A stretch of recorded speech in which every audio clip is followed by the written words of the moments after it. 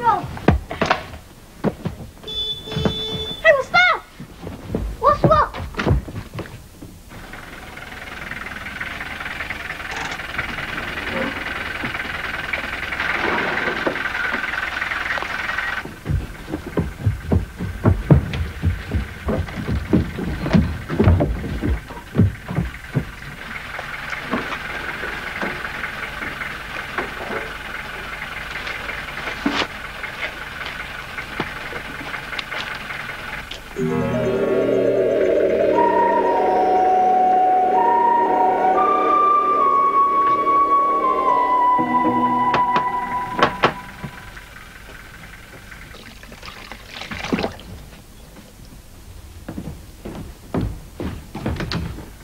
All right, I'm coming. Out of the way, you two. There. Oh, it's Russ. Where's it from? What is it? Oh, whatever is it? Is it about well done. Must be a slice of your Aunt Betty's cake. Oh, come on, this way. Ooh. There. It's addressed to Mr. Robert Johnson and Mr. Christopher Johnson. It's Christopher Johnson, that's me. It's a huge parcel from Australia. It's from your Uncle Jack. I guess it's a piano. I guess it's a giant boomerang. It's a kangaroo. It's a dead kangaroo. Yeah, don't open it. Wait a minute. Let me cut the string first. Oh, there. November the 11th, Northern Territory, Australia. November? That's 3 months ago. Well, it's a long way. This came by sea. Ah, there we are. Oh, there's a letter. I think it's a tram or what's it? Don't be daft. It's not a trampoline. Is it? Dear Bobby and Chris, knowing me, this'll arrive too late for Christmas. But better late than never. It's my old rich tent. Yes. I had when I was about your age. In those days, we used to camp out by the Mary... We camp out in it, Mum. We put it up in the garden. When the weather warms up in the spring. Oh, that was Mum. Well, don't be silly, Bobby. People go camping during the summer. Where was I? Mary River. During the dry season. Well, can I go and tell Alan then? Well, yes, I suppose so. Well, take Chris along. I have to. Yes! Oh, how I hated to come back indoors again. Out there under the stars, we'd fry up some sausages and sit around the fire telling stories. Maybe you two can do the same. Give my love to your mum and dad. Love, Uncle Jack. Is Alan in? No, he's not at the moment. He's out playing in the woods. Oh, thanks. Is it the den?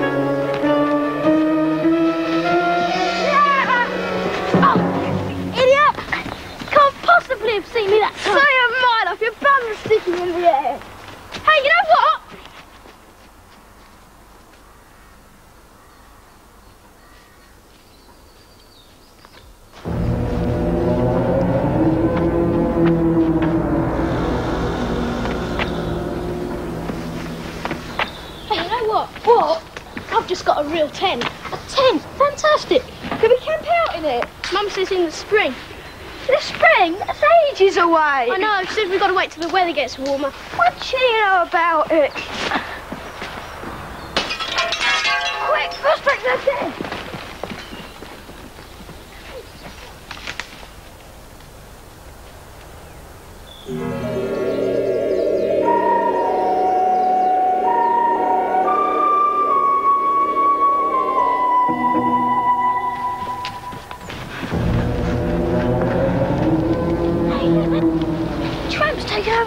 10!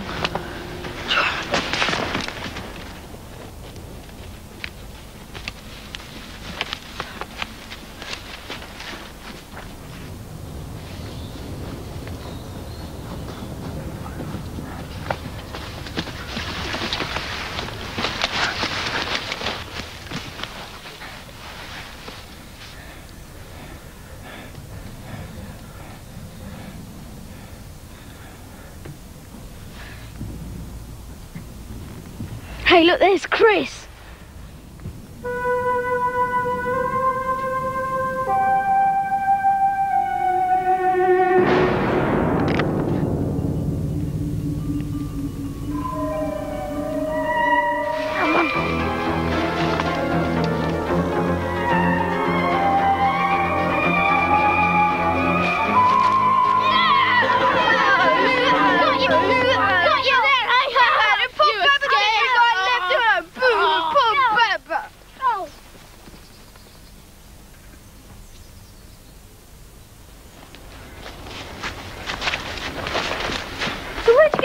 From Australia. Australia? Yeah! Yeah, my Uncle Jack sent it. Oh, look, great. So what will we say to Mum? We'll say your Uncle Jack will think it's sissy to worry about the weather. He will too. Uncle Jack would not think it's sissy to worry about the weather. Didn't he say they used to camp out in the dry season, Bobby? That means not the wet season. Oh, Mum, this is the dry season. It's dry today. Dry it may be.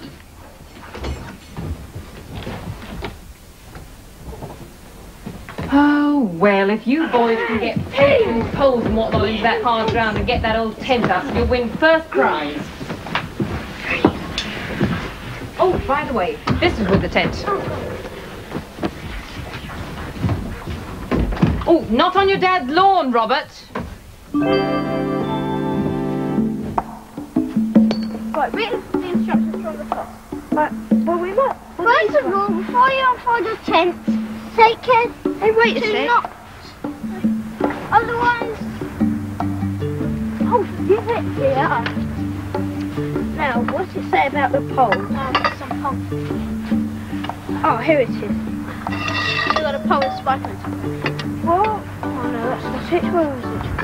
Oh, you'll find the pole's got a spike in it, yeah? Yeah, it's got a spike in it. Put this spike through the hole in the tent roof. I think it's a bit early to do that yet. Just... Oh, right. Anything else? Let's just, I think that's right. Yeah. God, it must be a very high... That's it right there. This one? Oh, we are. Let's see if this goes through. No. The other one. This will. No, this one. Oh, good. Oh, yeah. The other one. No, it's curved. Oh, ah! Hold that. Take this off. Oh, so that probably goes. Right, it says something about a pole with a spike on the top of it. Right, that's got to go through the top, hasn't it? Nothing there. Look, it goes on the outside. Yeah. Right. Is another one going to go on the end? Right, leave it here. Put that through.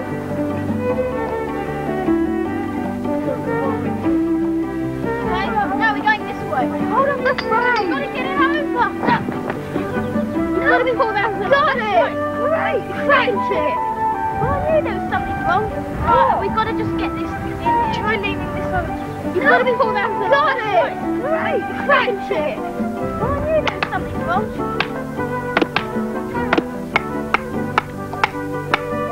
Hold it in.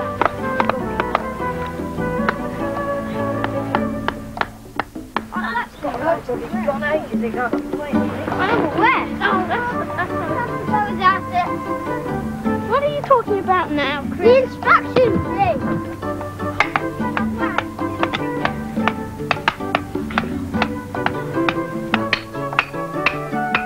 Great, isn't it?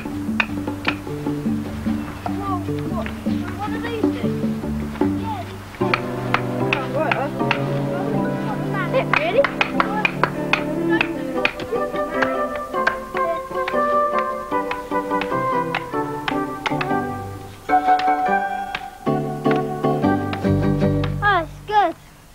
good.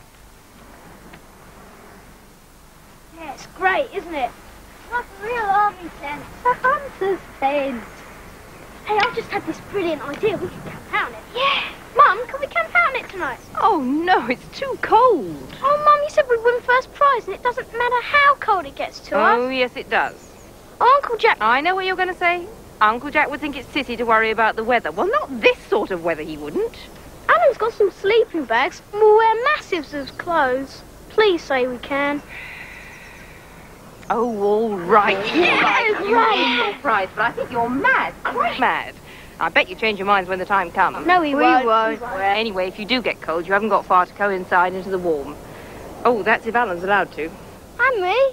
No, not you, Chris. It'll be all dark and spooky in the tent. You'll be scared stiff. No, I won't. It's my tent too. Not this time, Chris. Let Bobby and Alan try it out first. Or when you're a bit older, then you can. Oh, please, Mum. It's not fair. Right. Anyway, well done, all three of you. Oh, please, Mum. I'll help build it. Oh, please, Mum. Please.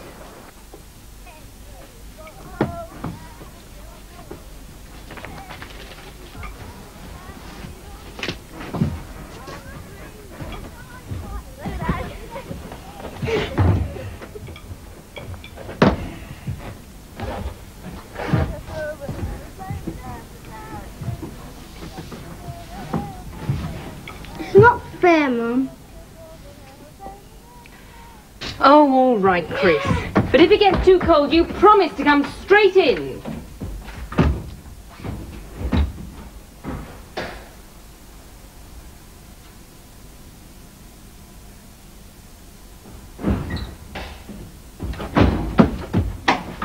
Mum, there's not enough room for him as well. Now, don't be difficult, Robert. Of course Christopher can camp out too. If there's no room for Christopher, there's no room for Alan either. And that is final.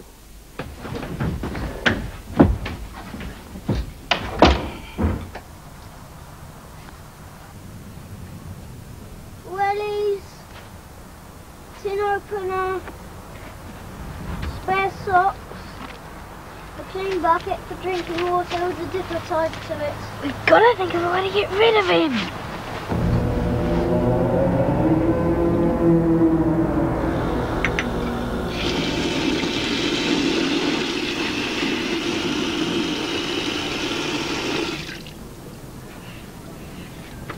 I'm making this hunter trap of fur, see? Oh, well done. And you have to get a big log at each side, and cones and twigs and stuff in the middle. Right. What's it say here? Oh.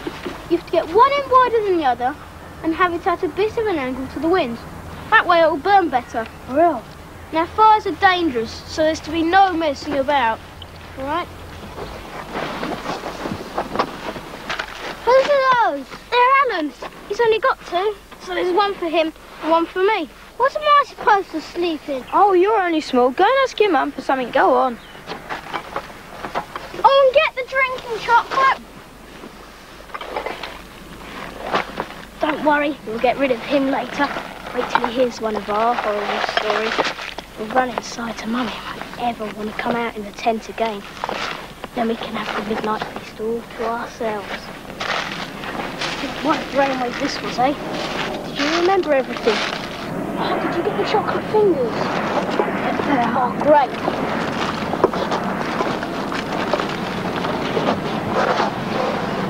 Come on, quick, he's coming. Look what I've got. It's getting quite dark. I don't think they'll be out too long. I thought it better not to camp on the lawn because they wanted a fire. Alan's in charge of it. I think he's quite sensible. But we lit it together and brought the matches back inside. Well, it's a long way from the Mary River that Jack talks about. Alan's really good at this. Yeah, I make scrumptious hot chocolate. Back from the fire, Chris. How many times have I got to tell you? That's what you've got a long fork for. I was only trying to toast my marshmallow.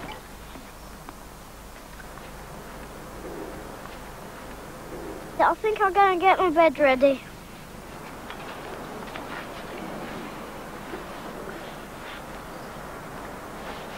This is the life. Yeah, just like your Uncle Jack.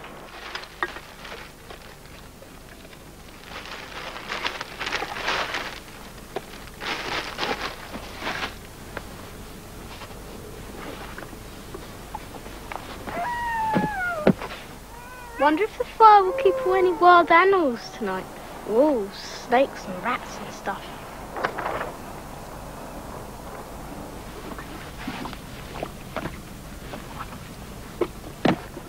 You've got to sleep at the back, Chris. Why have I? Because me and Alan want to look out to the garden and watch the stars.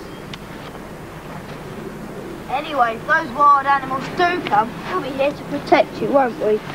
Okay, lads. Time to put that fire out. I can't say I envy you on such a cold night. We think it's smashing. We'd like to camp out all the time. Yeah, so do I, but I'd like to camp out in the forest. Yep, well, when you're older, I'm sure you will. That's it, that's fine. Only, Dad, you're not to come down and tell us when to go to bed. Wouldn't dream of it. Hey, you look as snug as a bug in a rug. I am. Oh, good night then. Good night, Bobby. Alan. Night, Dad. Night, Mr. Johnson.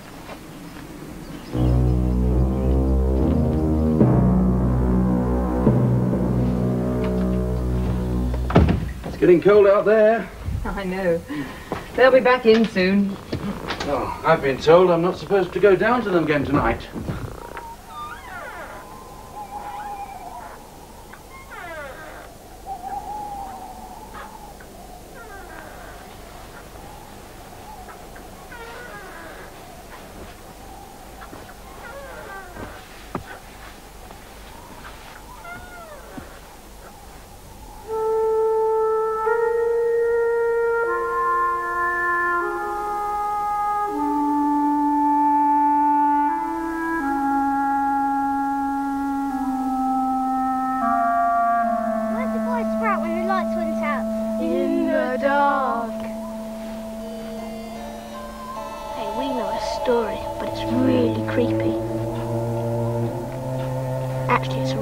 Horrible story. And it's about a boy called Chris. Just a minute. Chris, turn it off. I knew you'd do it. You ruin everything. Come, let's get on with the story. Right, well, this boy Chris, he lived on the edge of a dark old forest. And it was really spooky in the forest. In fact, it was just like this tent. And sometimes people went into the forest, but no one ever came out. Lots of creatures lived in the forests. Owls, snakes, rats as big as cats. And when those rats run around, they make rustling noises. Just like that. And there were spiders.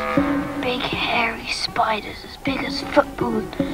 Big hairy things like dish mops. Black dish mops going scuttle, scuttle, scuttle. Shut up a minute! Hang on. Give us a hand, Alan. What is it?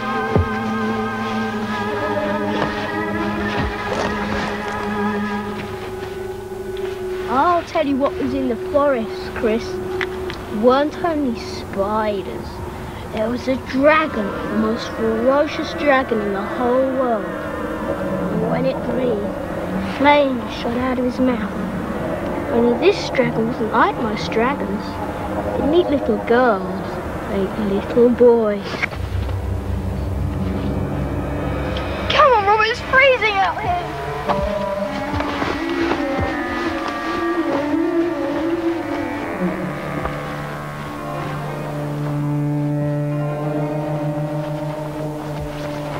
So where was I? One night, there was Chris all alone in the house. And guess what? What was that?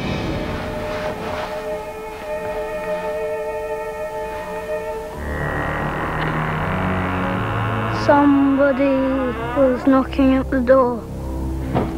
3 knocks. Like that. Oh! Somebody was knocking at the door.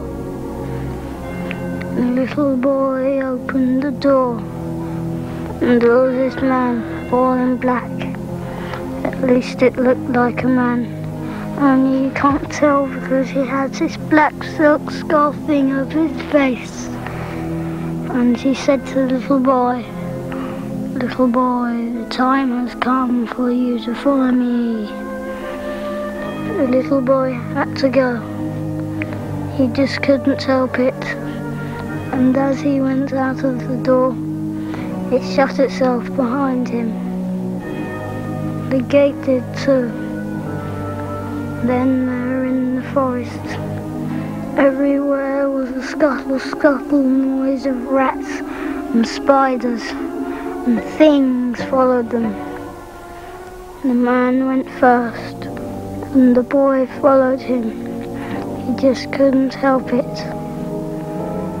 And when the boy looked back, he saw things with eyes coming after him, but he couldn't see what they were. Spooky things with little red eyes coming after them. Then they came to a clearing. And there was a fire burning. Not a yellow fire though, a blue one. All the flames blue, but looked ghastly. Sticking out of the ground round the fire were these 3 heads, just heads, no arms or legs or bodies, just 3 ugly heads, more horrible than you ever saw. They all had smiles on their faces. They were smiling because the man had brought them their supper, a very sweet, tender supper. And the biggest and ugliest head said, "So you brought us some food?" The man replied, yes, and it's very sweet and tender tonight. It's just as well, the head said. We'd have to eat you. Thank you very much, the second head said. We'll have a really good tuck-in tonight, eh, brothers? And Bags, I be the one to drink his blood. It's my turn to drink his blood.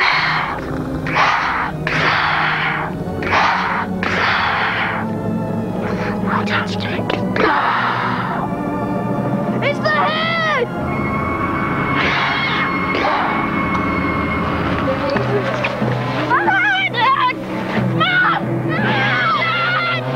Don't go in, Tuffley!